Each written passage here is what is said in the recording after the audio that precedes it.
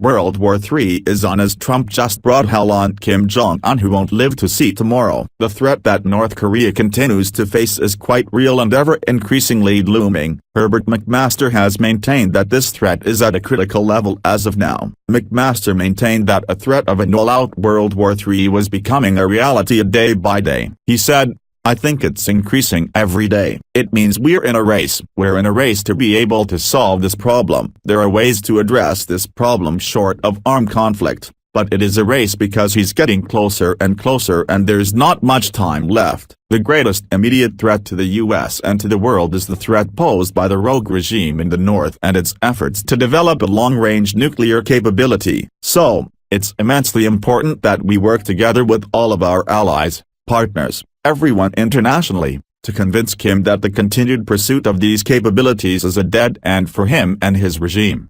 Just last week the Kim regime fired an intercontinental ballistic missile that flew over 1,000 feet higher than their previous launch that took place in July. These missile launches have been occurring for some time now, without any permission from the international community. These latest developments come at a time when Russia announced that North Korea would be willing to negotiate with the United States so long as Russia gets a seat at the table for negotiation. Specifically, if the Russian President Vladimir Putin gets a seat at the table, a top member of the Putin regime Vitaly Pashin said, Pyongyang is currently ready to conduct negotiations with the U.S. with the participation of Russia as a third party.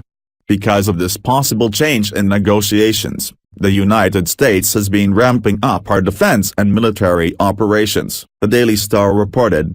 Vigilantes, a massive joint war games, kicks off today as the U.S. and South Korea rehearse for battle with Pyongyang. Hundreds of aircraft and thousands of soldiers and airmen are taking part in the drill, which is one of the biggest ever of its kind. U.S. and South Korean forces will be rehearsing for a full-scale war with North Korea. Nuclear fears have reignited as Kim fired his latest missile last week, his biggest and most powerful yet, the Hwasong-15, and there are now fears Kim could be readying the dreaded Judge Bird, his most shocking weapons test to date. U.S. President Donald Trump will be looking to flex his muscles as he dispatches his most deadly fighter planes to ready for war and vigilantes.